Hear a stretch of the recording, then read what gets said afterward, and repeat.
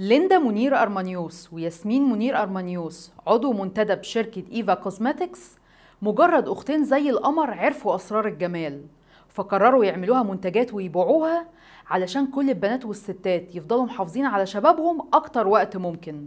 بس القصة ما بدأتش كده. مجموعة إيفا أصلا بدايتها كانت سنة 1917 وكانت عبارة عن مصنع لتصنيع وتوزيع الأدوية، وتعدي السنين على كده لغاية ما جه دكتور منير أرمانيوس والد ليندا وياسمين اللي بدأ شغل من وهو 16 سنة على تركيبات كريمات تجميلية وبدأ يوزعها على الصيدليات. وفعلا التركيبات دي تنجح جدا وتبدأ الناس تطلبها أكتر لغاية ما جت سنة 72 وقرر دكتور منير إن إيفا كوزماتكس لازم تتحول لمصنع بيصنع كل حاجة ليها علاقة بالمنتجات التجميلية.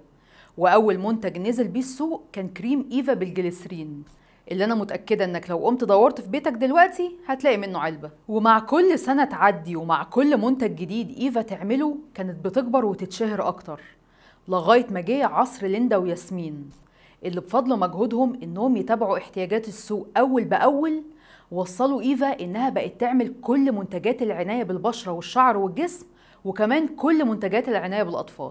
والنهاردة إيفا ب2000 شخص أغلبهم ستات مكتسحة السوق ب400 منتج وعندها منافذ بيع في كل مكان في مصر وكمان بتصدر لأكتر من 20 دولة اللي بالمناسبة بسبب جودتها العالية بقت تحقق مبيعات بره أكتر من مصر كمان.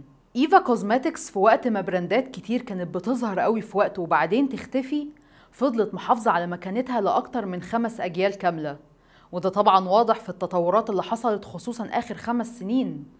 ومش هبالغ لو قلت إنها النهاردة معدية براندات عالمية كتير في السعر البسيط والجودة العالية.